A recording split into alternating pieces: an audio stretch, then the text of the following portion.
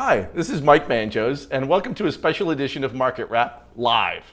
So we decided that we needed to do a live version of Market Wrap because Rolex literally made our month on the first day of the month by doing new introduction for the first time in 18 months.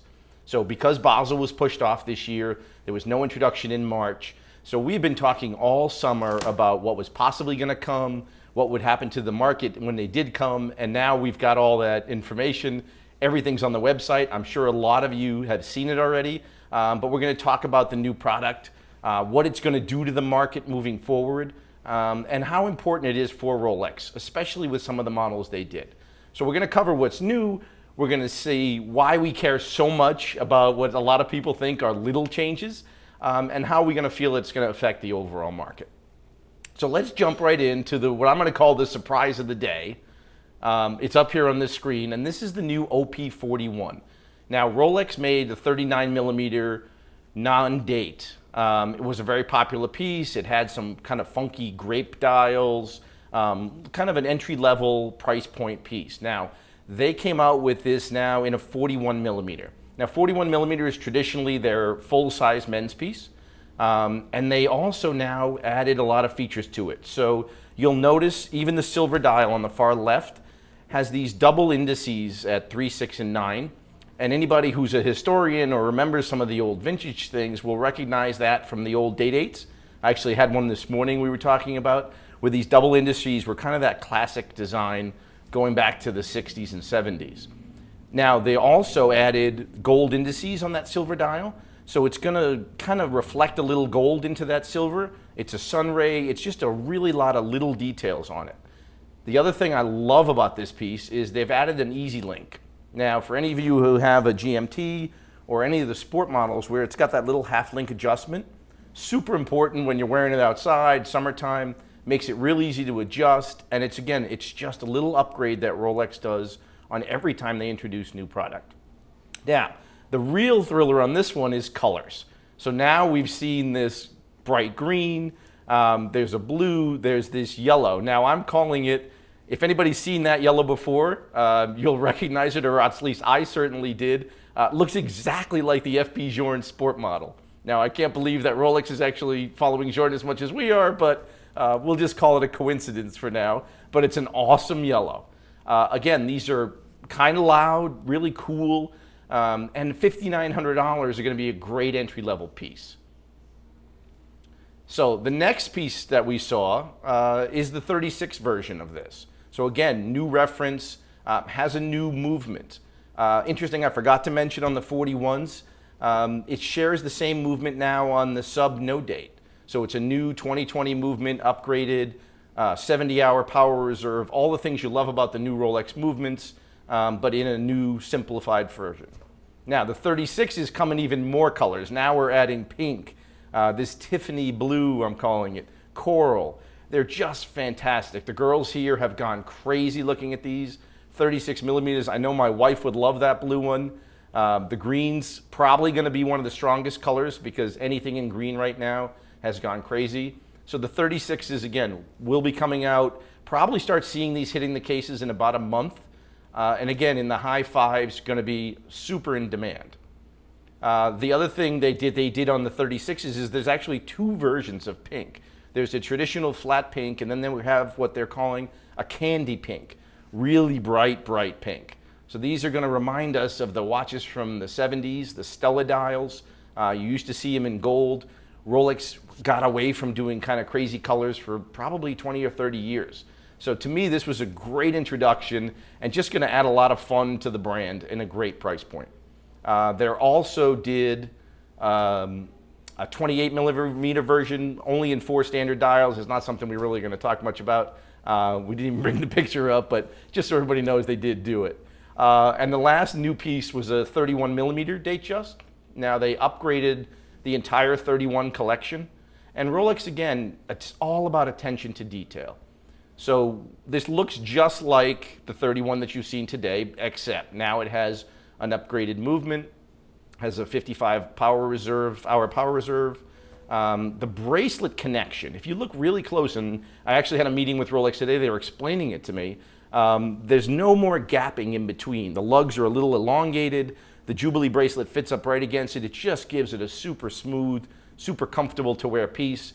The green dial is kind of the new introduction. We've recognized that green dial. It used to just come in the day dates in rose gold and white gold. So now we're going to see this green, and they also did a dark gray. Again, should be super successful, should be hitting the cases in the next month. The next piece we're going to talk about has been a little controversial with some people. I've talked to a lot of people who, like myself, I thought this was amazing. I've seen some people who are like, ho-hum, you know, they took the Sky Dweller and they put it on a rubber strap. Well, it's much more than that. If anybody's ever worn the Rolex Daytonas on that rubber elastomer strap, it is incredibly comfortable to wear. This particular version is yellow gold with this bright black dial, black rubber strap. I think it just pops. I think this is going to be one of the hardest watches to get in the new collection. They are also doing it in rose gold with a couple of different dials. They're going to do any dial that's currently available in the rose gold sky is going to be available in this reference. But I just think this yellow gold black dial is going to be a home run.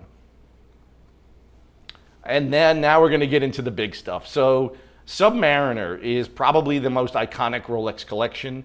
It's been made forever. It's probably the most iconic watch made. Everybody knows what a sub looks like.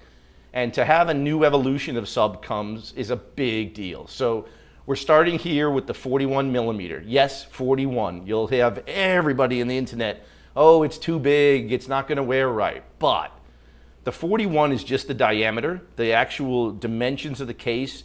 The lugs are tailored thinner. The end pieces are curved in. You can see the profile here.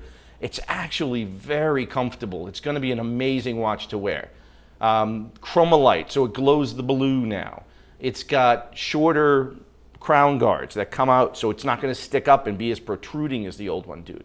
So again, all these little attention to details, the 3230 movement, 70-hour power reserve, the blue glow, I love that look. I don't know why I get so excited about that. I always had that on my Sea Dweller, but it belongs on the sub. That sub is amazing.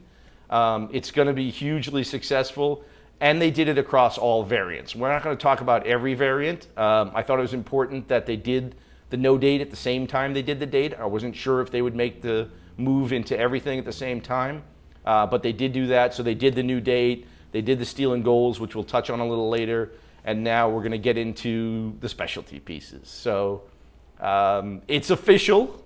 We've been talking about it on Market Wrap for probably 3 months. Hulk is gone. It is everywhere on the internet. People have raised prices to crazy levels, which I'm not a big fan of. We'll talk about it later. But this is the replacement. So now we have a 41 millimeter. We have what we're going to call the Kermit. So everybody originally remembers the earlier version, green bezel. It was an aluminum insert. Now we have the ceramic green. We have the big lume. We have the just beautiful, beautiful piece. This is going to be one of the hardest Rolexes to come by. They will be hitting the market probably in about a month, 6 weeks. You'll start seeing them showing up.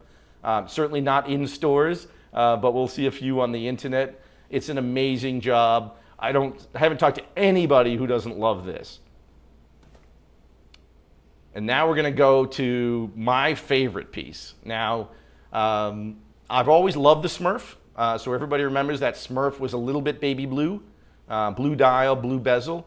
Now we've gone back to the traditional black dial of a sub, but with a much darker blue ceramic bezel. I cannot wait to see this watch in person. It is white gold. So similar to the Smurf, it's going to have that great weight to it. It's got all the upgrades of all the other subs, but it's just going to be an amazing look and feel. And we did talk to Rolex earlier today. These are going to be incredibly hard to come by. They are not getting nearly the quantity that they're expecting to get.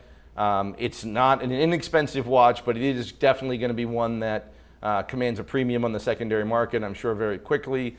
And I think it'll be just amazing to have in person. I can't wait to put this one on. All right. So obviously, a lot of good things came in, a lot of new pieces. It was one of the broader releases I remember in years. I talked to a couple of people who were like, oh, there wasn't that much. But when you start diving into it, there was a lot into it. We also didn't touch on the steel and gold blue Submariner, which I just found out about 2 hours ago, actually has a new blue dial. So the color, I can't tell exactly from the picture, but it was described to me. It looks beautiful. I can't wait to see that up against the old one. It'll be a nice way to see it distinctively different. So now what's this going to do to the market? So we've been talking for 3 months. All these pieces were going to be discontinued, and where does this leave us in the secondary market? Well, anybody who's been on the internet today has seen that Hulks have just posted through the roof. I saw one posted at 25,000. I saw one posted at 29,000. We've talked about this a million times. We were selling them anywhere from 15 to 17,000. Now they're kind of 18 to 20. I don't think the Hulk will become a $25,000 watch. I don't recommend anybody paying $25,000 for one today. I think it'll calm down a little bit. There is still a lot in the market. There's a lot available. I think if you're careful, I think it's going to be long-term a $20,000 piece, which is still super strong. It is absolutely one of the most iconic Rolexes you'll ever know. So I think kind of in that $20,000 range where I expect it to settle. I think once we get through the hype of the next couple of weeks, the new ones start hitting, I think it'll stabilize and come back to that. Obviously, the 39 millimeter OPs are gone. I don't think anyone's going to go crazy for those. Some of the grape colors that were kind of cool and funky might spike up a little bit, but I don't think it'll go anywhere too far. And then the last piece is that Smurf. Smurf was always one of my favorites. I love white gold sport watches. Anybody who's listened to the show or followed us knows that the GMT and the Smurf, always a favorite of mine. White gold pieces has typically been weaker models than their regular pieces, so it'll be interesting to see what happens with the Smurf. I think it'll spike up. We hadn't seen a lot for the last 6-8 months, and they're creeping up slowly. I think we will see a spike on that. And then when that new piece becomes almost unavailable, I think you'll definitely see the market steady for that. And then the last thing is stainless steel subs. Now this is, to me, the most common Rolex, the one you always think about, but it is produced in quantity, and speaking to Rolex, they're going to produce it in quantity. We expect to get a number of them before the end of the year. The previous generation has been approved upon. I mean, it's the only way I can look at it is visually from across the room, it's going to look like a sub. But the new one's going to have little tweaks that are going to make it better. So I don't think the previous generation will spike too much. It was trading at 11 to 12, which I thought was a lot already. I think it's going to come back to being a $10,000 watch, which is great. It's a very good $10,000 watch. I don't think it'll be a exceptionally high watch to begin with. And then the new ones come, again, the first few weeks, maybe the first few months, it'll definitely trade over because everybody will want the latest, greatest, but it should stabilize. So I hope you guys enjoyed the intros as much as I did. We actually looked forward to this for 3 months. We were sitting in front of a computer screen for hours last night, and I'm still diving through it. Hopefully next week we'll get back to our normal edition of Market Wrap, but I hope you enjoyed this edition of Market Wrap Live.